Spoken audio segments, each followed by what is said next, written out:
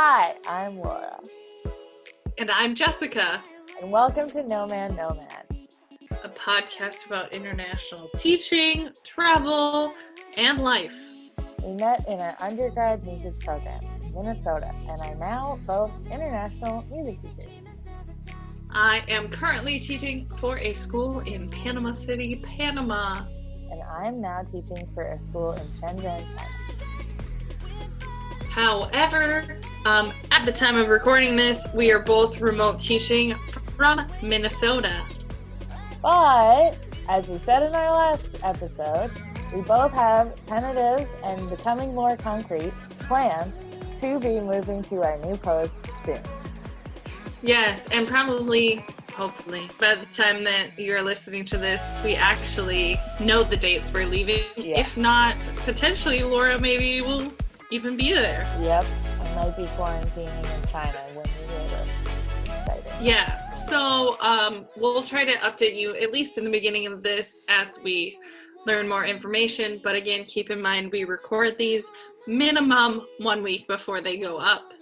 Yeah. So the information is not always super current. And if you haven't yet, don't forget to check out our Instagram and follow us at Nomads Podcast.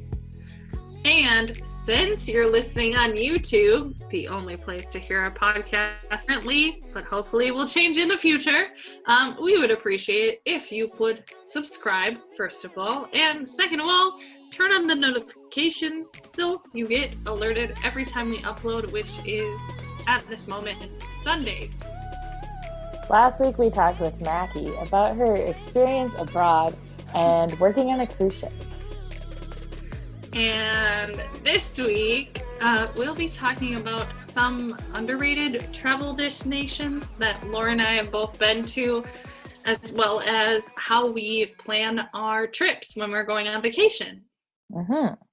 So, yeah, hoping to share.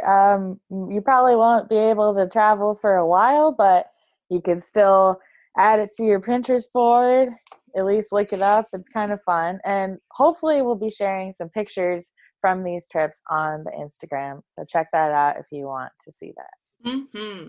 Yeah, Laura and I have had the privilege, of course, of going to many, many places. And a lot of them are not underrated places, but still wonderful, exquisite places that I recommend going. But we thought it would be cool to talk about some of the maybe less known destinations that we've been that we would recommend to people that are looking to travel to, like, things off the beaten path. Mm-hmm. And it could be potentially cheaper or like easier to get to, like, because they're not as well known. So hot tip. Yes, that too. Definitely cheaper than some of the more well-known things. Yeah. Do you want to start off with your first one? Because I heard that, thank you, COVID, I was thinking of going this spring, but because of everything that happened, all of my magical plans to travel to this place as well as other places got canceled. Do you want to start with your first? Yeah. So I went to Baku, which is the capital of Azerbaijan. About this time last year, actually would have been a couple of weeks ago, in October, and it's relatively close to Turkmenistan. So usually if you're flying to Turkmenistan, you take the Frankfurt flight and it stops in Azerbaijan, and like you don't get off the plane if you're going to Turkmenistan. It's literally the same plane and then you just go. So we had been used to stopping there, but I'd never gotten off the plane. And they were actually, that flight is canceled now. So Sherry and Debbie and I were all like, hey, we have this weekend off. It's like a 3-day weekend. And this is the last weekend that the flight will be in service. So kind of a crazy circumstance. Let's just go. And like, Sherry had been there before, so she already knew like which hotel she'd want us to stay at, and we were like, who cares, let's just go like wherever and try and see and do as much as we can in a very short 3-day weekend. So yeah, it was like, I don't know, hour and a half flight, definitely under 3 hours. So pretty quick, pretty cheap. Um, and I should have looked this up before. I'm pretty sure it's technically part of Europe. So yeah. So but because it was so close to Turkmenistan, I didn't expect like a European type of vibe.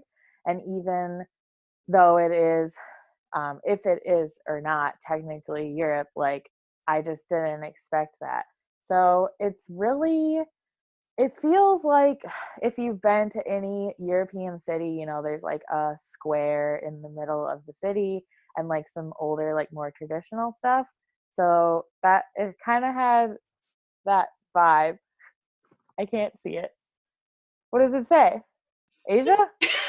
I no, I looked up. It says Azerbaijan continent, and then it says Europe, Asia.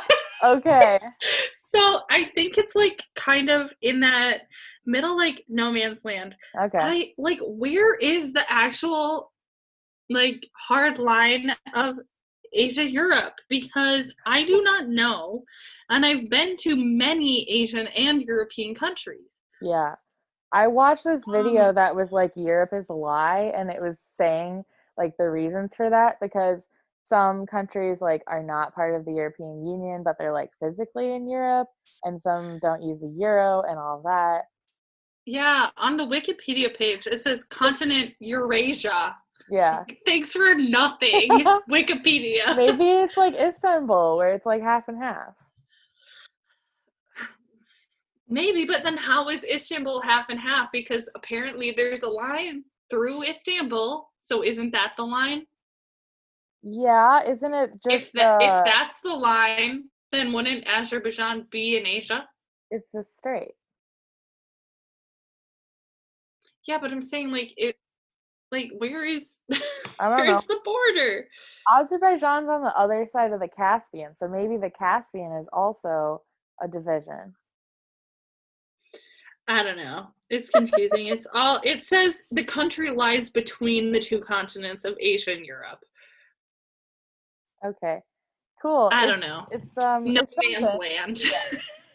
Anyway, it's just interesting because there's a lot of old history aspects to Baku. Like, you can see these hieroglyphics, which are, I believe, some of the first, like, they're basically like caveman paintings or like etchings on these big canyons.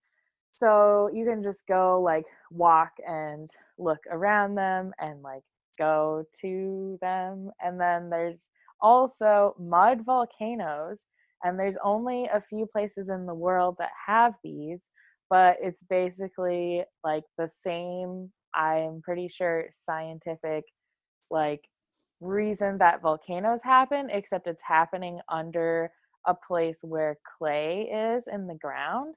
So when it comes up, it just comes up as bubbling mud. So I will try to put that on the podcast Instagram so you guys can see what I'm talking about, because I think Sherry told me that she'd been to that before, and I didn't understand really what it was until I saw it. So that was really interesting. We went on this big tour to see all of the main sites. So you would like, you go around the city, which is like mostly desert. It looks like there's some like village-ish situations where the um like the households are pretty sparse out. I don't know how to describe it. But then once you actually get into the city, it's like there's a Ferris wheel and all these tall buildings and like art museums, and like you're in the city like super, super quickly. So it's interesting to see that kind of, especially somewhere so close to Turkmenistan. Yeah, that was definitely on my list. If I was in Central Asia longer, that was very, very high up on my list, along with Georgia, which I did literally have a flight to. And thank you, pandemic, for canceling that. But yeah, no, the pictures I've seen of Baku and what I've heard from Sherry, as well as you, it sounds beautiful and sounds like it has like a weird mix of the European vibe, but also the like Middle Eastern vibe. And actually a lot of places I've gone to have had this like weird mix of like European and like Middle Eastern or like Central Asian vibe. And I don't know. Personally, I really love the places that I end up going that have that like mix of Yeah, cultures. I like that too. I think that's why I like Baku and another place that I'll talk about, because it doesn't seem like you're, I mean, it's fun to be super immersed in something that you don't understand or you're not used to, like Japan. But it's also fun to go Mm-hmm. somewhere that's like, oh, I kind of understand this and this is like that, but also this part is new and it's just this whole like mixing. Mm-hmm.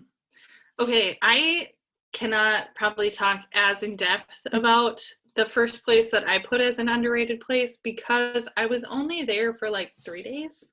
Okay. So a couple weeks ago in our podcast, I talked about how I spent one Christmas not going home. And one of the places I went, and this was my first like actual 100% solo vacation. Like I've gone on vacations where I'm visiting a friend and I'm spending most of my time alone. But this was my like, I literally know nobody else in this entire country first trip. And it was for like 3 days. And I went to Kuala Lumpur in Malaysia.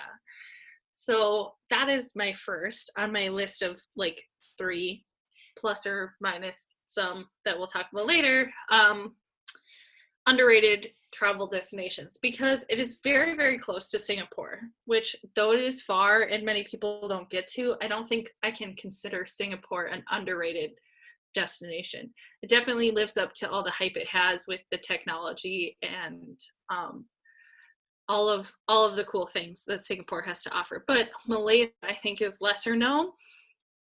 And again, it had like, we were just talking about that weird mix of like European vibes, but also it had like temples and like those bright colors of, I don't want to say the incorrect type of temple, so I'm not going to, but like the bright temple colors of some other temples I had seen in other countries. And there was lots of museums. So like just walking down the street, literally the architecture is like European. It was so weird, like European type structured buildings and streets, and then randomly, boom, there's a temple that has like the pastel rainbow colors, and I'm like, what's going on? And my favorite thing ever, if you are blessed enough to get to Kuala Lumpur, is going to the Batu Caves, which is basically temples inside of a cave and on the side of like this mountainous structure. And there's also monkeys there, so like also a plus. And much more polite than the monkeys I have met in Nepal, in my in my opinion. But it has, the main part of it has like this rainbow staircase that goes up into the side of this like mountain where there's a cave and a temple and a giant statue. It is just, it's so cool. And Kuala Lumpur is also super, super easy to get around if you're by yourself. So I was thankful for that. They have a pretty good train, monorail, whatever you want to call it, system. So the Batu Caves is like an hour or so outside of Kuala Lumpur. And the first day I went, being the dummy that I am, I didn't check the weather. And immediately when I got there, I got downpoured on.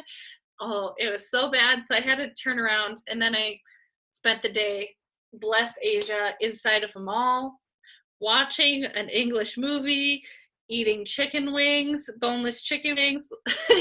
But yeah, the Batu Caves is like one of the coolest, most unique things I have seen in my travels. And if you ever find yourself in that area or have a couple extra days, if you end up going to like Singapore or somewhere else in Southeast Asia, I definitely recommend going to Kuala Lumpur and specifically Batu Caves.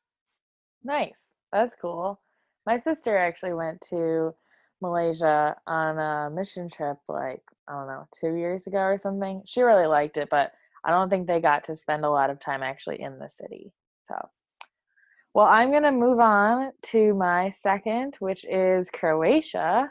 And it's kind of a funny story how I got around to going there.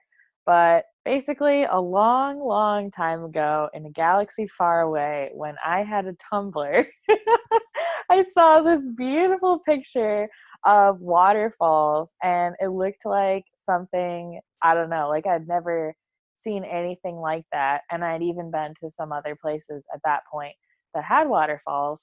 But I was like, oh my gosh, that's so cool. I wonder where it is. So I looked it up, and it was in Croatia. And I was like, in high school. So fast forward to a bunch of years later, and I was thinking about doing a European like tour, or like, going to several different countries. And then I found a friend who was also looking to do that. And she actually extended her trip and went like backpacking, or like minimalist traveling for like 6 months after me. So this was on my way to Turkmenistan last summer. We went to Croatia, Portugal, and Sevilla, which is in Spain, is just another city that I wanted to check out in Spain. So we spent most of our time in Croatia, and Croatia was the only place that I was like, we have to go here because of these waterfalls that I saw. And I don't really care what else we do there. I don't care where we stay. I don't care if we only do this waterfall thing like one day. I just really want to do that. So we kind of planned this whole European trip around being able to see these waterfalls. And let me tell you, if you want to do it, it's called the Plitvice Lakes. I've already had a couple people ask me about them, and they really want to go. You kind of need to do a lot of research. I would suggest, if you're going with someone, having them also look at the same information, because it's kind of confusing, and there's just like so much logistics of like, which city are you going to stay in, because it's kind of in between two major cities. And then if you want to stay overnight in this place, it's basically a national park that also has these waterfalls and lakes and all of this like natural stuff. So you can stay there. I don't really think you need to, unless you're like a huge nature buff and you just want to hike for days and days and days. But that's not really what I want to do on a European vacation. So we just took a bus in from Zagreb. It took like, I don't know, 3 hours or something. It was multiple hours to go. So we had to bring some food. We were like all ready to like hike. I brought like good shoes. We got tons of sunscreen, water, all the whole thing. And even when we got there, there was a lot of conflicting information. There weren't really signs posted. So it was like confusing of what to do and how to get to the place that like everyone wanted to see. And I don't know if they did that on purpose, but I would say, from an American standpoint, if you want something to be like a tourist attraction, you should probably like help market that more. But so yeah, so we did that. We hiked for like, we thought it was going to be longer, but then they had actually given the distance for round trip and not just one way. So it was super short. So we actually just decided to walk back instead of taking the bus. The waterfalls were super cool. The only thing that was like a kind of disappointing was we saw a lot of people breaking the rules and going in the water and taking pictures where they shouldn't be. And like, it's people like that that are going to make things like this not happen anymore, or like it won't be open to the public. So that was really sad.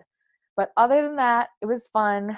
We did some other stuff in Croatia too, but that was like the coolest thing. And oh, yeah, we also went to Slovenia for one day from Croatia. So Croatia has a lot of cool stuff. You could do a whole trip, just different cities in Croatia and like surrounding areas. But yeah, recommend. Yeah, this wasn't on my list, but when you said Slovenia, I also thought of Slovakia, which I have also been to, but again, on a love you so much, Sherry, but on a crazy Sherry tour vacation where you go Yep. to like 4 cities in 6 days.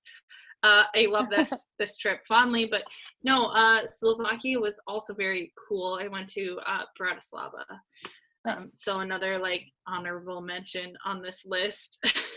Yeah. um, yeah, my next one is also, I guess, similar region, Latvia. I went to Riga, which is the capital of Latvia. Basically, my friend Beverly and I were signed up to take a graduate class in Kyiv, Ukraine. And we had a random week between when we got done with school and when we needed to start this grad class. And we were looking for countries close by to travel to, and we had settled on Poland and Latvia. Again, like with Singapore, loved Poland, but don't think it's as underrated as Latvia. It was so beautiful, and it has all the European charm you could ever want, but without the mass amounts of lines and tourists.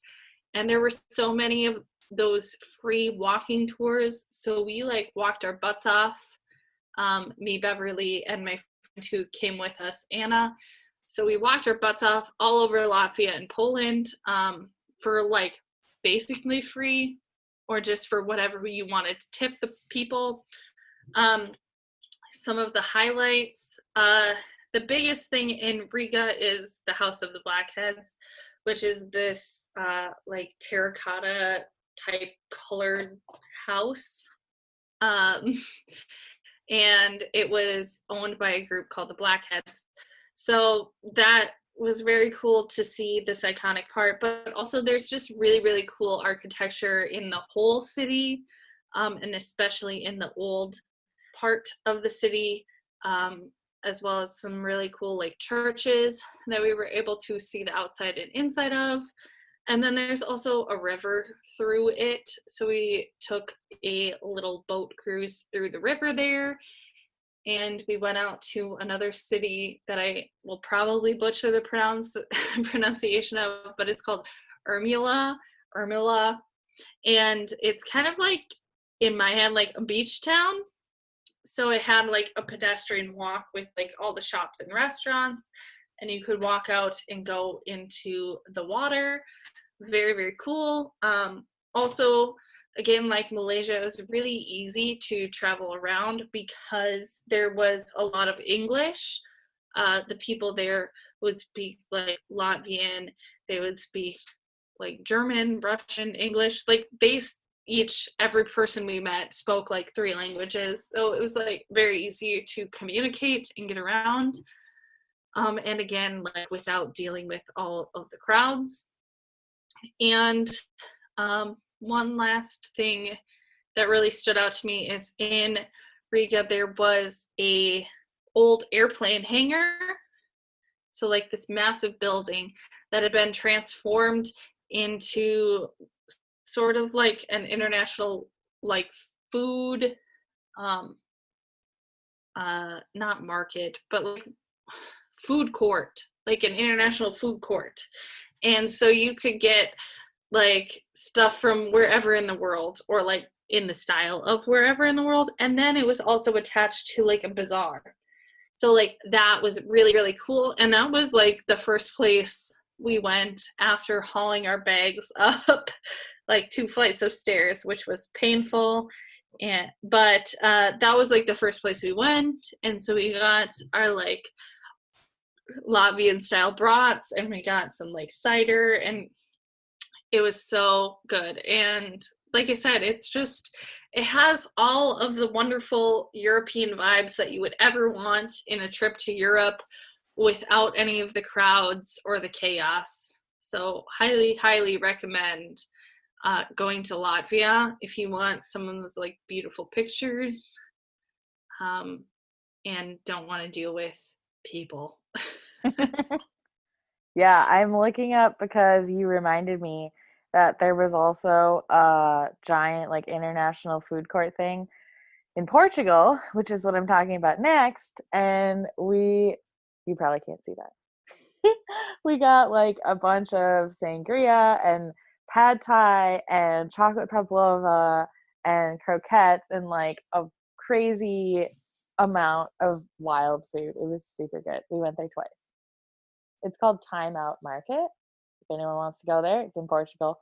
Anyway, I'm talking about Portugal now. So this is also part of the trip that I mentioned before with Croatia. So we actually went to Portugal first. We flew into Lisbon and we stayed in Lisbon the whole time. I would recommend making time for another city because to me, there wasn't actually a ton of stuff to do in Lisbon. It depends what kind of traveling you like to do. Like if you like history, or maybe like shopping, if those are some of your like key things, then maybe you'd want to be in Lisbon more.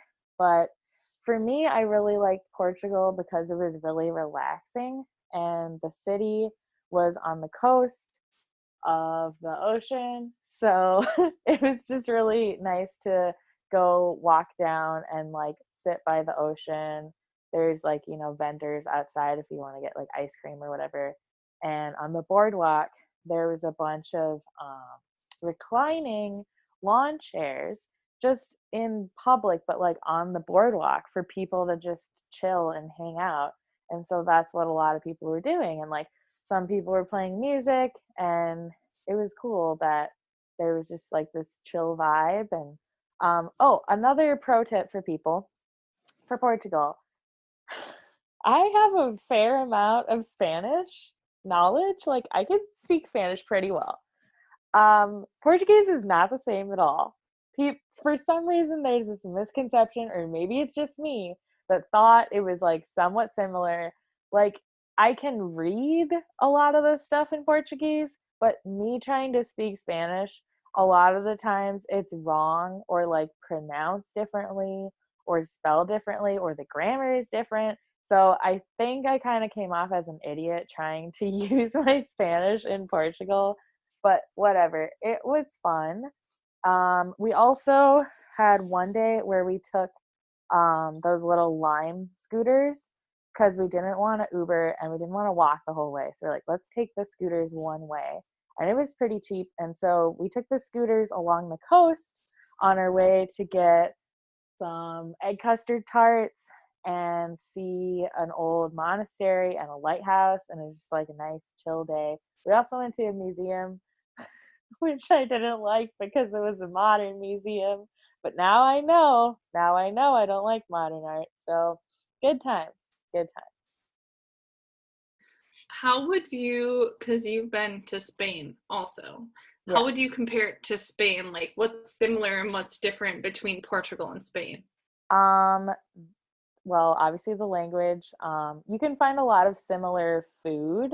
Like Portugal still like seafood and like you can get like croquettes or the whatever the fried potatoes with like hot sauce and mayo on them that's popular in Spain. There's a lot of similar things. I would say if you have either been to Spain and you liked it but you don't want to go to the same place, Portugal is a good option.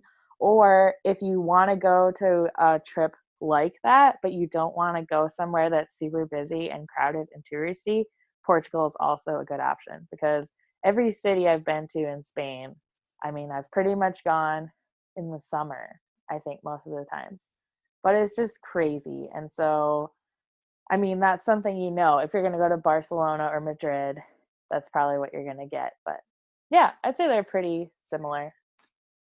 Yeah, I think part of the reason that makes all of the places that we've been talking about like underrated is because it isn't as crazy to be a tourist there. Yeah. Like I have been to many, many, as Laura has, other wonderful, wonderful places. But these are more things, like we said, off the beaten path, or if you're not a type of person that likes dealing with a lot of people and tourist stuff, like these are Yeah. these are great for Yeah. you. And I would also say that Spain is totally worth the hype. Some places are not. But I've been to Spain 3 times now, and every single time Hmm. I've loved it, and it is that magical place for me. So sometimes it is worth it to put up with that Oh yeah, I'm not saying the other places I've been are stuff. not worth the Yes. hype. They Yeah, like yeah. totally are. But if you are not the type of person that likes, going to hype places or going where Yeah. there's going to be crowds, these are really great options. Okay, my last one. Wow, I just realized my three are all in like different areas. How great. My very last one is my number one, underrated. Like when people ask me where my favorite places that I've been, of course I'm always like Japan, Singapore, etc. Love those places. But I always mention Uzbekistan because again, it's underrated. So I had 5-ish wonderful days, another crazy fast tour where I went to 3 different cities in Uzbekistan, and we were millionaires in Uzbekistan. We were millionaires because the exchange rate is $1 is like 8,000 som in Uzbekistan. So between me and my 2 friends that we went with, we had like a million of their currency, and their ATM was broken and they were only giving us 1,000 bills. So that's basically for every $1 you have 8 bills. So I had a giant stack of money, like a straight up baller, going around the country. It was magic, and everything was pretty cheap. I cannot think of anything that I paid more than $10 for, like train ticket, food, souvenir, anything. I cannot think of anything other than maybe our hotel that I paid more than $10 for. And even our hostel, I don't really think we paid more than like 15, $20 for max a night. So some of my highlights, they have, I went to 3 cities. I went to Tashkent, which is the capital. I went to Bukhara and went to Samarkand. I wrote the name wrong in my notes. Bukhara, and Samarkand. So Tashkent, though it is the capital, is my least recommended of the 3. Um, just because I feel like there's less to do. And again, like if you're looking for off the beaten path things, there's more people in Tashkent, but like less to do. Bukhara is the puppet capital of Uzbekistan, and they have beautiful like hand painted puppets, like hand style type puppets. They're so cool, so beautiful. And then Samarkand also had some very beautiful mosques. All 3 cities have really cool mosques, and if you don't know anything about Uzbekistan, they are very, very known for their mosques, and they're in this like beautiful, beautiful like aqua blue color of tiles.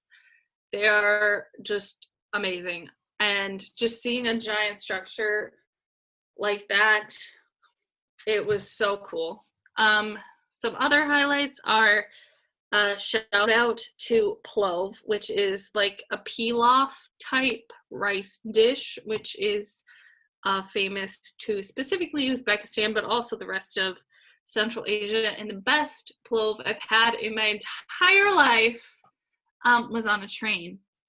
Pretty sure between Samarkand and back to Tashkent or vice versa, can't remember. But there was a very nice and quite handsome man on the train that invited us from our little train car, where there was 2 other Uzbek women in our train car, and it was very hot, no AC. And so this man came up and bless his heart invited us to the food car and said, we have plov. And we were like, we're there. So we drank our beer on the train, and I had the most delicious plov I've had in my entire life, and met probably my soulmate, but it's a lost love connection. Never saw him again. And yeah, so that was a really memorable experience. Again, like I said, the mosques, But Uzbekistan is also really, really known for their like embroidery and tapestry. So they have gorgeous, gorgeous. Laura can see it behind me. I have a giant tapestry from Uzbekistan hanging behind me. But they're known for their embroidery and tapestries, and they'll make like pillowcases. They'll make table runners, tapestries to hang on your wall or for bedding. And it is some of the most, in my opinion, beautiful handmade embroidery you will ever find. And we also stumbled upon several times some random Uzbek dancing in the streets or in different restaurants where we just happened to end up. So that was really cool. And the shopping is really, really neat. The main place we went was called the Registrar, which is like a giant bazaar inside, like it was not a mosque, but inside the similar architecture of like mosques with that beautiful blue tile. So you're going in and you're shopping for all of these beautiful things. So those are all my highlights. And also we went over spring, and so it is a slightly warmer weather climate. So the weather was just beautiful the whole time we were there. We could wear like t-shirts and shorts if we wanted. Sun was shining. It wasn't too hot, wasn't too cold. It was just a very, very beautiful place. Everyone we met was awesome. All the things we saw were so cool. And yeah, my very, very number one underrated travel place is definitely Uzbekistan. Everyone I've talked to who's been to Uzbekistan has said similar things. Like if they have been traveling a lot and like an international teacher, similar situation, they've all said they love Uzbekistan. They mentioned the thing about having huge wads of money and like delicious food and like beautiful people. And that was one of the places I really wish I had gone to when it was more convenient, because Turkmenistan's right on the border. But we'll get into that when we start talking about planning trips, because I'm going to make some changes.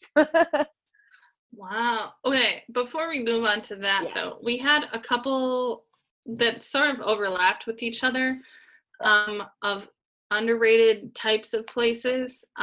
So the first that we've both been, Laura's been a couple times, I've been once, is to Istanbul in Turkey, which I'm sure most people know of the place.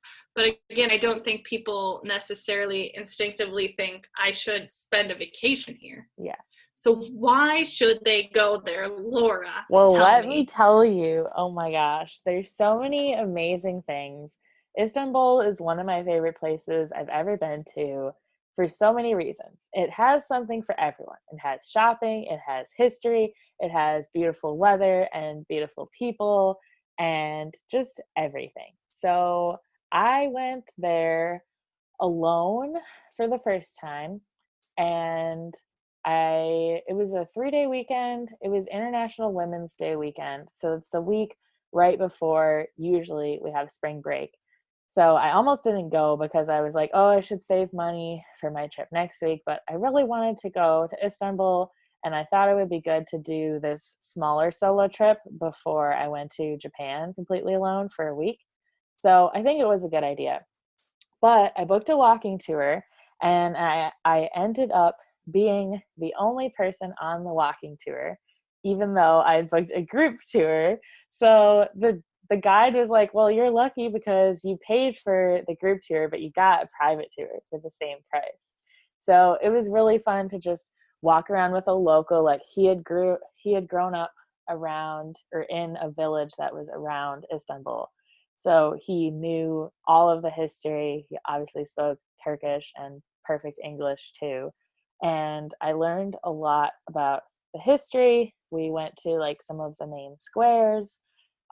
He even offered to take pictures for me, like of me, because there was no one else. So that was really nice. And okay, so if you didn't know, I kind of forgot this, but like I knew it in the back of my mind.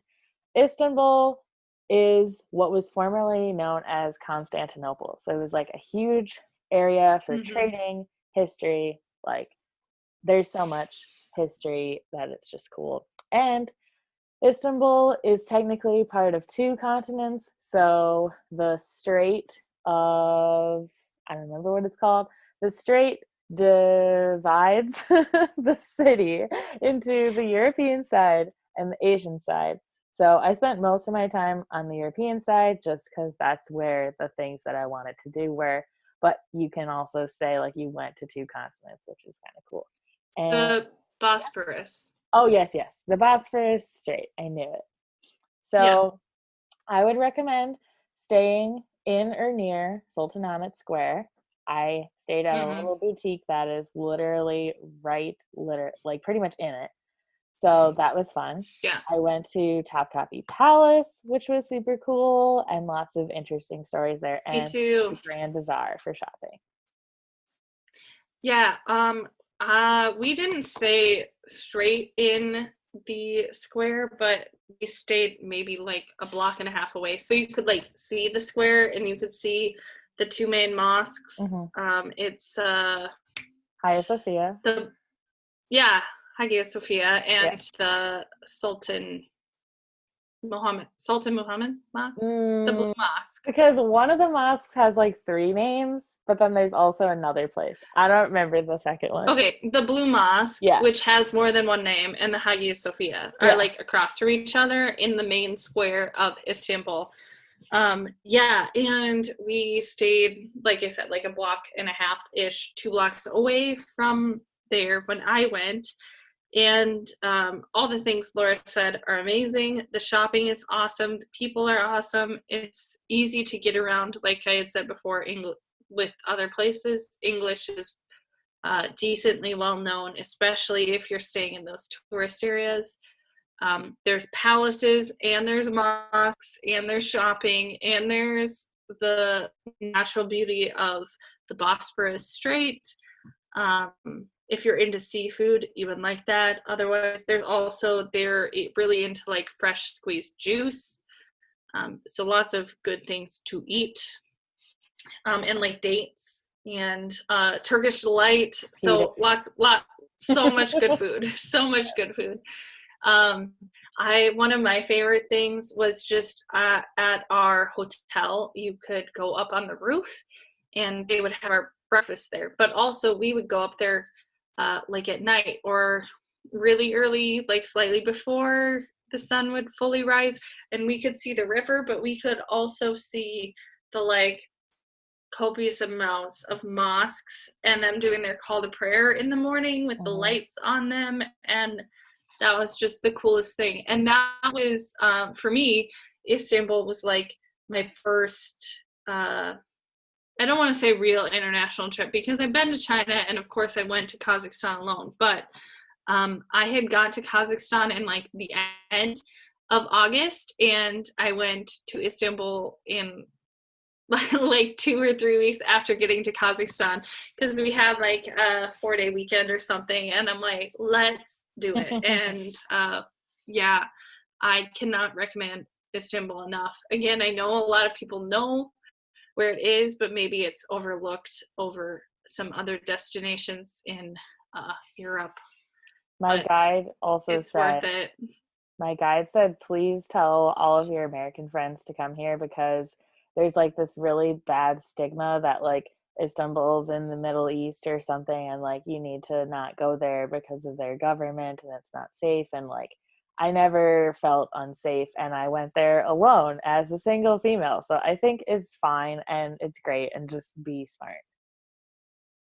Yeah, traveling to any large city, like you're just thinking about the same things, like trying to not walk alone at night or whatever. But in a lot of ways, I feel safer in some of my international travels than I do in like Minneapolis, St. Paul, if I was going to be alone. So, of course, be smart and be conscious, but I do think like Istanbul is definitely safe to go. And beautiful and worth it. Yeah.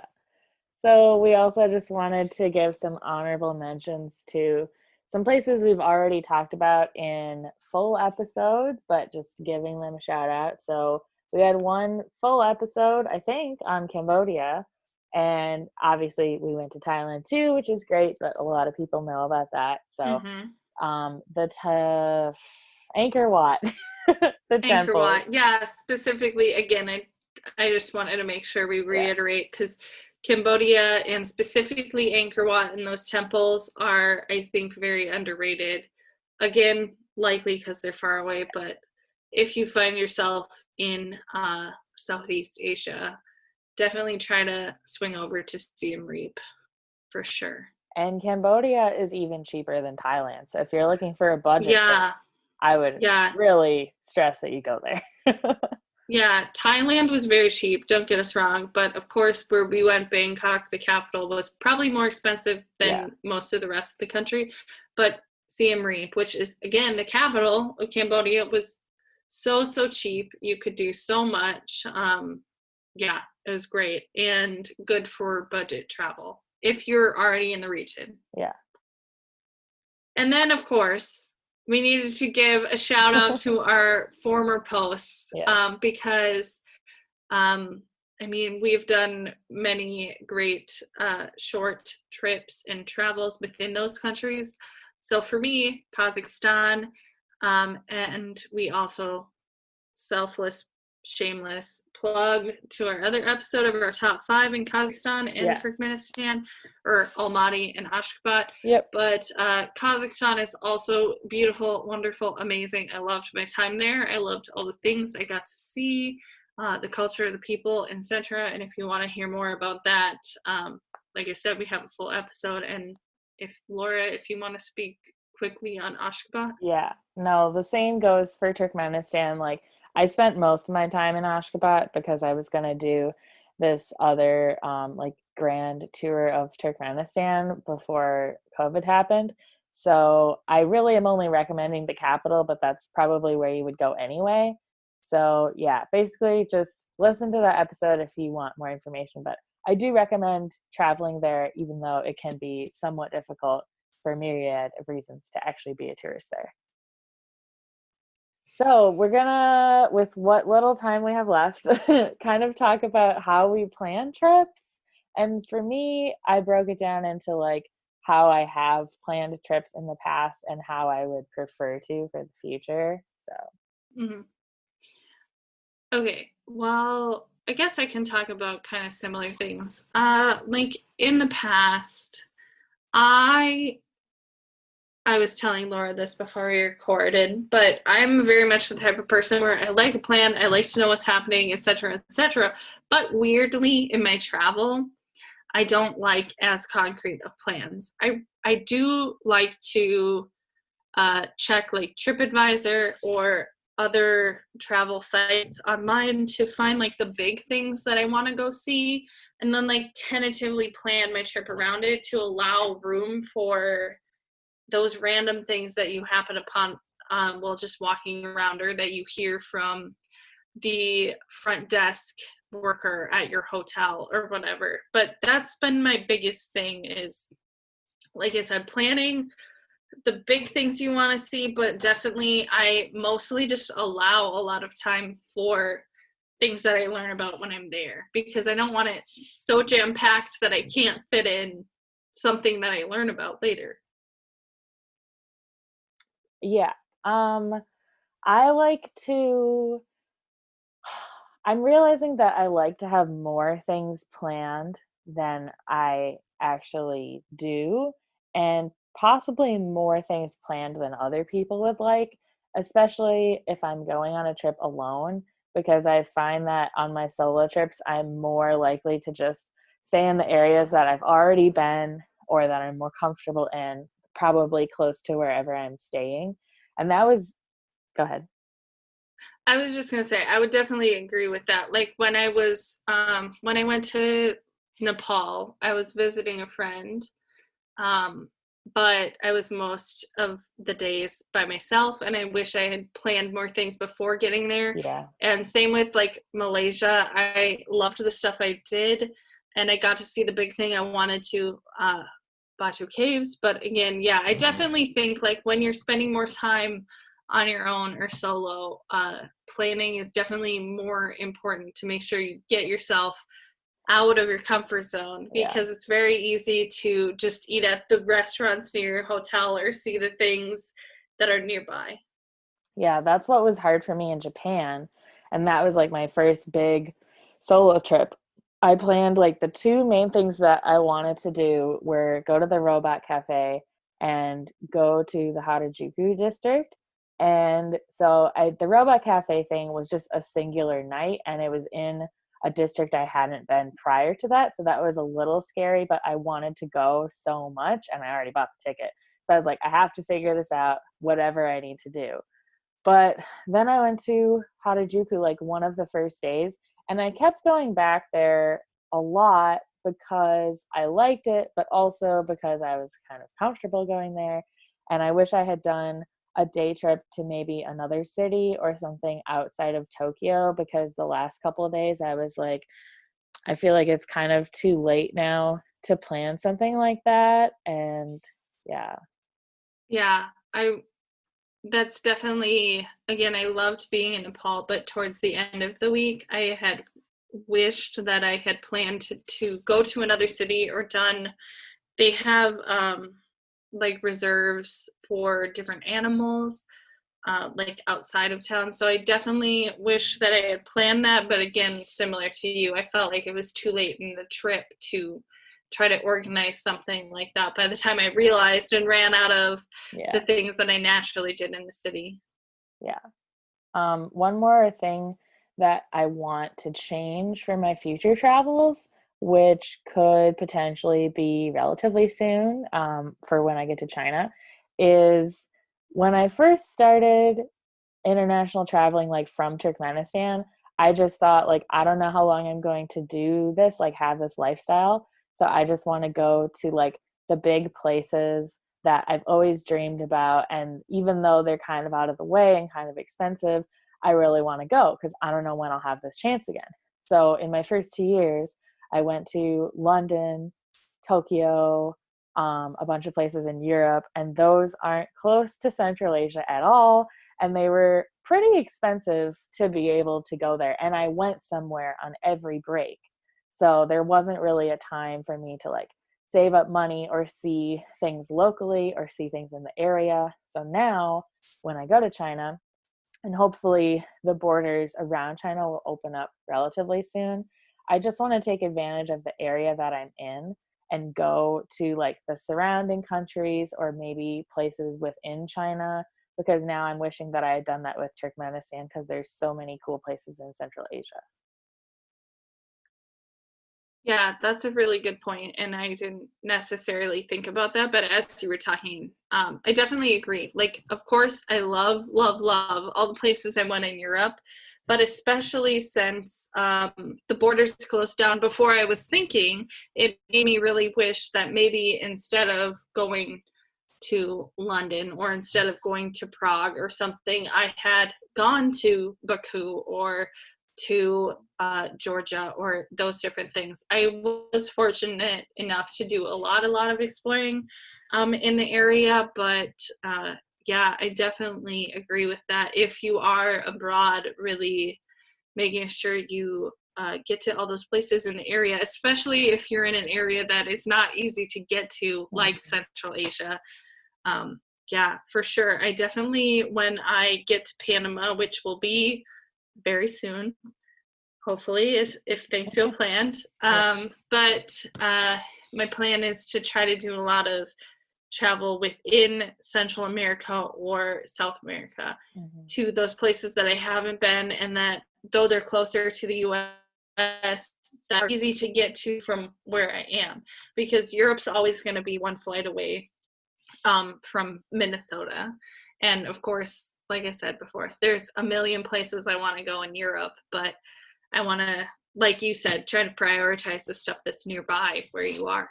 Yeah. And the bottom line is you're going to make a priority whatever your priority is. So like I really want to go to Uzbekistan and Kyrgyzstan, and everyone when I was in Turkmenistan was like, you should go now because like you won't get a chance later. I'm like, I will, because if I want to later on, if I really want to, then I'll make it a priority and I'll go.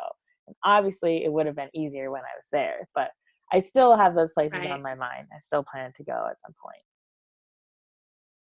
Yeah, I definitely want to plan another trip back to Central Asia sometime in the future. Yeah.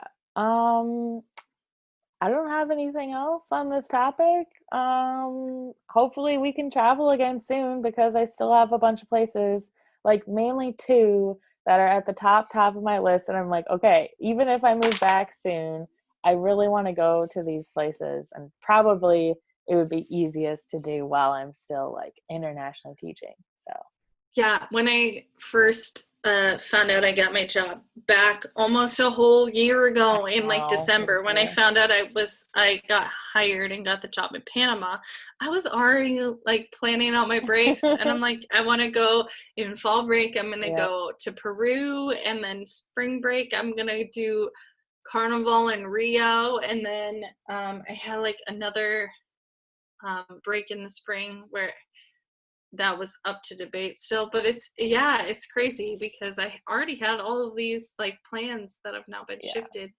I will get there eventually, hopefully sooner rather than later. What?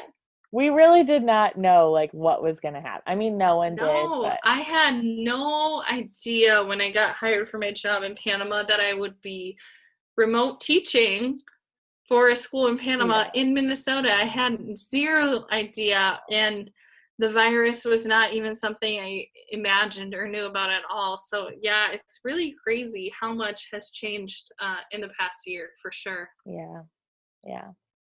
Well, that's all the time we have for today. We're working on pre-recording some stuff before I fly out, Jessica flies out, and then we might take a brief hiatus just so we can get down to teaching and get settled in to our new places. So that'll be fun. Yeah, like Laura said, the plan, just so all of you wonderful 2 listeners that we have know, we will probably get up to 20 episodes, and then, like Laura said, we'll take a hiatus to hopefully promo our account, hopefully get it on more platforms, and just give ourselves some grace and some time away from the project that the podcast has been, and then we'll come back to in early 2021 once we've had some time to relax and reevaluate and plan for the second season. Yay!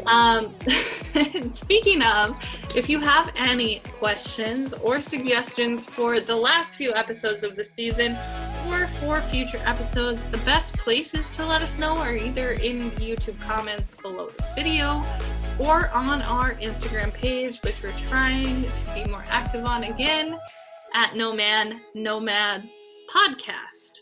Yep, and like I said earlier in the episode, we're probably already have put some pictures of the places that we talked about today, as well as some extra clips, maybe some previews and reminders about the upcoming episodes. So thanks for listening from wherever in the world you are. And we'll catch you next time. Bye. Bye. Come and fly away.